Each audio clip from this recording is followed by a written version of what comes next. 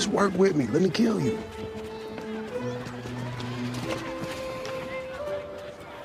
And I fought Thanos. Welcome to Screen Crush. I'm Ryan Airy. Let's talk about Hawkeye. So this is our Easter egg video for Hawkeye Episode 2. If you want to see the video for Episode 1, it is linked in the comments below. So starting off, the previously on font and color are taken directly from the Matt Fraction David Asia Hawkeye series that this TV show is mostly based on. Now that series is one of my favorite all-time comics, and I love how the artwork has been implemented into the credits of this show. The episode begins with Kate meeting her favorite Avenger, Hawkeye, and I love that she is starstruck. You're Hawkeye! I think you can tell a lot about someone by what they like, what movies they enjoy, what music they listen to. Everybody loves Marvin Gaye. I like Marvin Gaye. Steve adored Marvin Gaye. In this case, Kate likes Clint, implying that she values skill, determination, and that he's an ordinary guy who risks his life. It also shows that she will try to carry on these same traits in her own career as a hero. So that Hawkeye series that I just mentioned is about what Hawkeye does when he's not avenging. In the comic, he finds this building in Brooklyn that's being terrorized by a gang that they call the Track Suit Draculas. That's the bro guys, the Track Suit Mafia that we see in this episode. So a lot of the series is actually Clint protecting this building from the Track Suit Mafia. There's a tiny bit of that in this episode with the Track Suit bros trying to burn down Kate's building.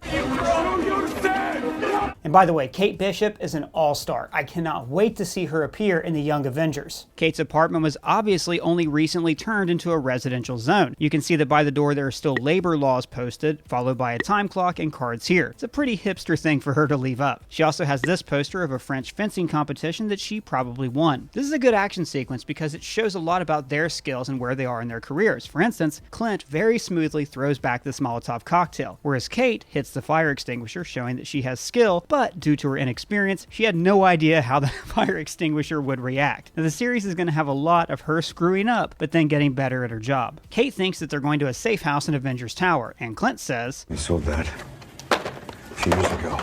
like we saw in Spider-Man Homecoming. Tony sold Avengers Tower. We're relocating to a new facility upstate where hopefully the cell service is much worse. It's also interesting that in this show and in Spider-Man Far From Home, we still haven't seen the top of that tower. So we don't know if it's, say, being owned by the Fantastic Four or the Kang Corporation. In the comics, that's a corporation that's in front for Kang the Conqueror. Also, the pharmacy features Coppola wine right here, an homage to the filmmaker Francis Ford Coppola's wine brand. That was very kind of Marvel, since Coppola made waves on social media when he said that Marvel movies were despicable. So they do go to a safe house, the apartment of Kate's aunt Moira Brandon. This is a deep cut Easter egg to West Coast Avengers number 100. Moira Brandon was an old silent film star. Clint bought her home and turned it into a compound for the West Coast Avengers. So when he and his wife Bobby took a tour, a supervillain shows up and Moira saves their lives before dying herself. And in her last moments, Clint made her an honorary Avenger. Now there is a nod to her history as a film star in the show, with this vintage film poster on the wall featuring her name. And the co-star of the film is Luke Ballard, a longtime Marvel visual design artist. And the monster here was designed to be an homage to your mom. I also like the sequence of Clint using his shield skills to sneak in and out of the apartment, even though he probably could have just said, hey, Avengers business, let me in. But he's the quiet guy who would always rather stay under the radar. When Kate goes to see her mother, it really seems like her mom is trying to probe her for information. It was crazy.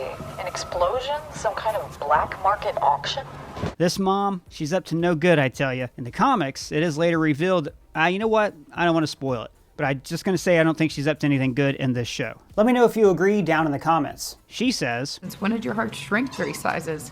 Referring to the holiday classic The Grinch Who Stole Christmas. And friendly reminder, the film version of that story featured a key party. That is all. When Clint loads his kids up in the Uber, we see that little Nathan is learning sign language. I love you, Dad.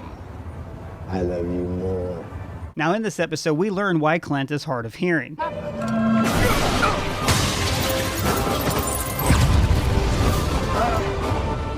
Too hard to tell. It's one of the best laughs in the show. These clips are from Age of Ultron, The Avengers, and Endgame. So I'm wondering if this sign language is foreshadowing that Clint will be completely deaf by the end of the season, or just that the kids have learned to better communicate with their dad. He says, I'll be home for Christmas.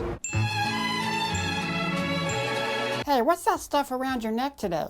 Well, actually, Doug, this is called a necktie. I wanted to look my best for the holiday season. That sure is a cute necktie. Where'd you get it? Well, actually, I got it from cufflinks.com, the sponsor of this video. That's where I got all the cool Marvel gear that I've been wearing today. That's awesome. This site is amazing. They have officially licensed merch from Disney, Star Wars, DC Comics, Harry Potter, Game of Thrones, Star Trek, and every sports team. They have the perfect gift for the holiday season, especially for fans that are hard to shop for. Like, check this out. I got a Captain America gift set with cufflinks, a tie with clip, and socks. It all comes together ready to wrap. There's also these Infinity Gauntlet cufflinks, an Avengers lapel pin, Spider-Man dress socks, and what I really like is that a lot of these are subtle. They're perfect for wearing to the office. For instance, right now, this is actually a Deadpool tie. You can just barely see him peeking around the corner. Also, this tie has Spider-Man, this one says Wakanda Forever, and this one has the X-Men symbol. So, Cufflinks.com has a special discount for Screen Crush fans. If you use the code ScreenCrush20, you get 20% off any item on the site. No minimum order required. This is potentially a huge savings, and this is a really great deal. But act in time for the holidays because the deal ends on January 1st, 2022.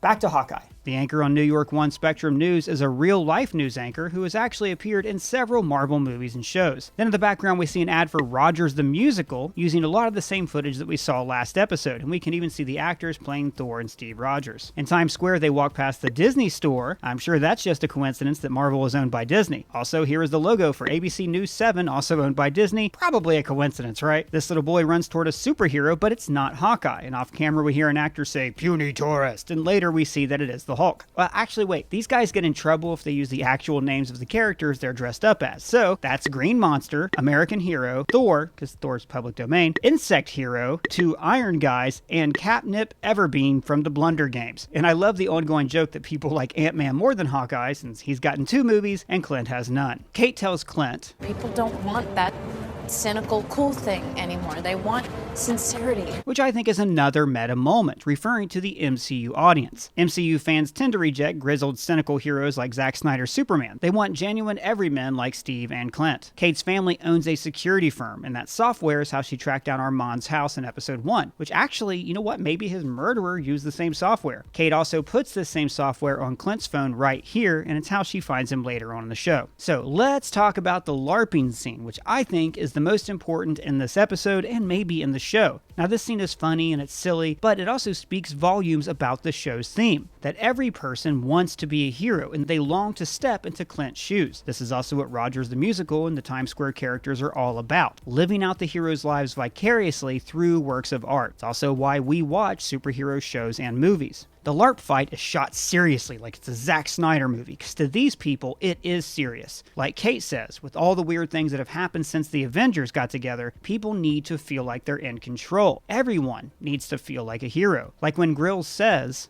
You're a superhero in real life. This is as close as I'm ever gonna get to being one. An ordinary man like Clint is actually showing them that they are heroes and that everyone could be an inspiration. And by the way, Grills is also a character from the comics. He's one of the tenants in the building who's always on the roof grilling, and Clint makes friends with him.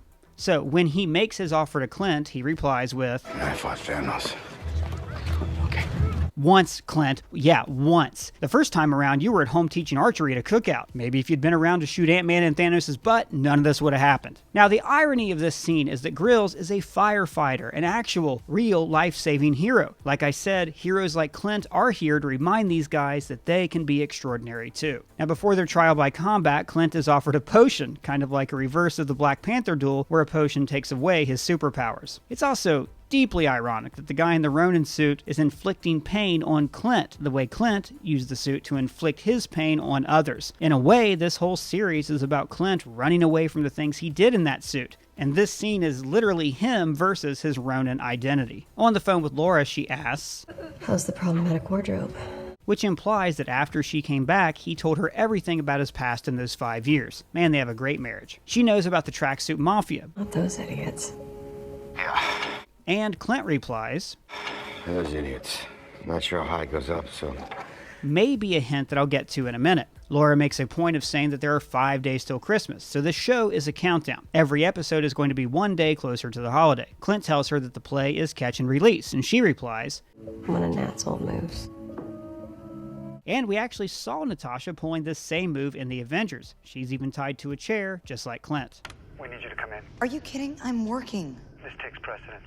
I'm in the middle of an interrogation. This moron is giving me everything. Kate's mother's fiancé is named Jacques Duquesne, the villain/anti-hero the Swordsman from the comics. Now, I loved their duel as a way for Kate to get to know him, like Jet Li said in The Matrix Reloaded. You do not truly know someone until you fight them. So when Clint lets himself get kidnapped, he says, Guys, I can see through the bag. Everything about the Track Suit Mafia is amazing. They're as good on screen as they are in the comics. Because it was getting very hard to find place. No? Old warehouses are being converted into lofts, so how can I get something better? And then Kate attempts a rescue, trying to be a hero like Clint, but she ends up landing like Clint.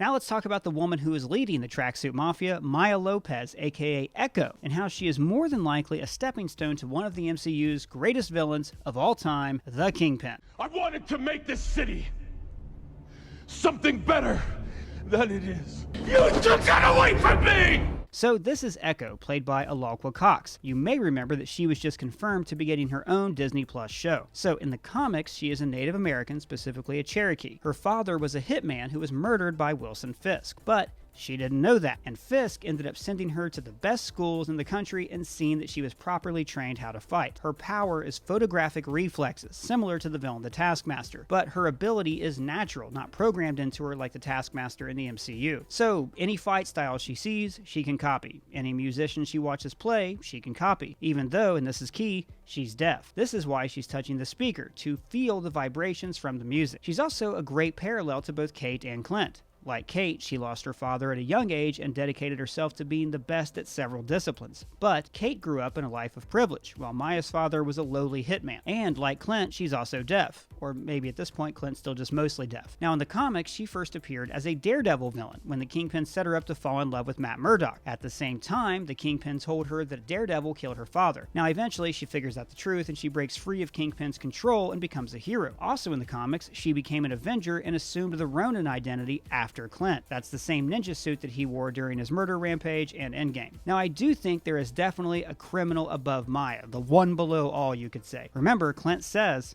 I'm not sure how high it goes up, so I just gotta stick around a little bit longer. Now, I don't think that Maya Lopez is the big bad of this show. For one, it's doubtful that Disney would give a whole series to a cold-blooded assassin. For another, the Swordsman or Kate's mom are definitely up to no good. There's some kind of connection there to some overarching evil figure. So in the Hawkeye series that the show is based on, the guy behind the Track Suit Mafia is Wilson Fisk, the Kingpin. Now, Marvel Studios has held the Marvel Netflix shows at arm's length. Basically, they were made by a different division, they weren't really incorporated very well, and Marvel Studios resented Marvel Entertainment introducing characters into their cinematic universe. But now there are rumors that Charlie Cox is going to return as Matt Murdock in No Way Home. If that's the case, then maybe Kingpin will make his return here as well. But that's just what I think. Let me know your thoughts down in the comments below or at me on Twitter. And if it's your first time here, please subscribe and smash that bell. For Screen Crush, I'm Ryan Airy.